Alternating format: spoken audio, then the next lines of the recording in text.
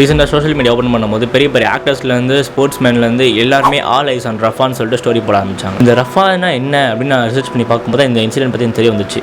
ஆன்லைனில் சொல்லணும்னா இந்த நம்ப வச்சு கருத்து இருக்குதுன்னு கேள்விப்பட்டிருப்பீங்களே, அவ்வளோதான். முதல்ல ரஃபான் என்ன பார்ப்போம். ரஃபான்றது காசா ஸ்ட்ரிப்பில் இருக்கிற ஒரு சிட்டி தான் ரஃபா. இப்போ இன்சிடென்ட்டுக்கு வரும். இஸ்ரேல் வந்து பாலஸ்தீன மக்கள், அதாவது காசாவில் இருக்கிற மக்களை வந்துட்டு நீங்கள் ரஃபாக்கு போங்க, அவங்க வந்து சேஃபஸ்ட்டு பிளேஸ், நாங்கள் அங்கே வந்து அட்டாக் பண்ண மாட்டோம், நீங்கள் அங்கே வந்து நம்பி இருக்கலாம்னு சொல்லிட்டு ஒரு வாக்கு தராங்க. எதிரியாக இருந்தாலும் வாக்கை நம்பி அங்கே மக்கள் வந்து அங்கே போகிறாங்க. அன்றைக்கி நைட்டே இஸ்ரேல் வந்து அங்கே ஏர் அட்டாக் பண்ணியிருக்காங்க. நாங்கள் ஒன்றும் வாண்டடாக ரெஃப்யூஜிஸை தாக்கலை.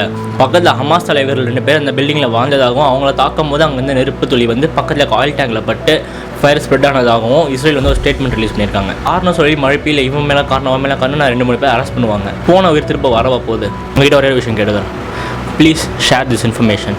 அட்லீஸ்ட் ஒரு 1% ஆவது நம்மளால் முடிஞ்ச சப்போர்ட் வந்து இது மூலியமாக நம்ம கொடுக்கணும்ல.